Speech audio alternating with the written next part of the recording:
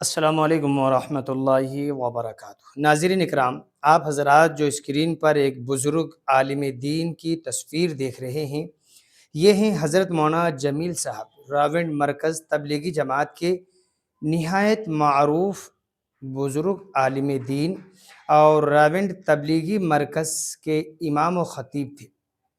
ان کا شمار مرکز کے بڑے اکابروں میں ہوتا ہے۔ ناظرین اکرام، ہم آپ کو بتا دیں کہ حضرت مولانا جمیل صاحب کے متعلق انہوں نے تقریباً 25 سے 30 سال تک راونڈ مرکز کی مسجد میں امامت اور خطابت کے فرائض انجام دیتے رہے۔ آپ دعوت و تبلیغ کے میدان میں انتہائی مخلص اور اسی طریقے سے بہت ہی زیادہ محنتی شخصیت تھے۔ آپ کو سابق امیر تبلیغ جماعت جناب حاجی عبدالوہاب صاحب رحمۃ اللہ علیہ کے قریبی ساتھیوں میں شمار کیا جاتا ہے۔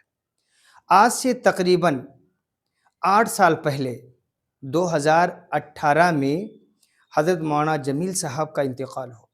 ان کی عمر تقریباً 70 سال ہوئی تھی۔ نماز جنازہ جب سامنے لایا گیا تو کہتے ہیں راونڈ اجتماع گاہ میں جب نماز ادا کی گئی تو لاکھوں کی تعداد میں مسلمانوں نے شرکت کی۔ مولانا کی زندگی کے تعلق سے اگر ہم بات کرتے ہیں تو بہت ہی سادہ مزاج، بڑے اچھے دیندار، اخلاص اور تقوی کا ایک بالکل لباس پہنے ہوئے تھے۔ سادگی، اخلاص اور نرم مزاجی آپ کی نمایاں صفات میں شامل ہے۔ ہزاروں افراد نے آپ کی صحبت سے دین کی طرف رجوع کیا۔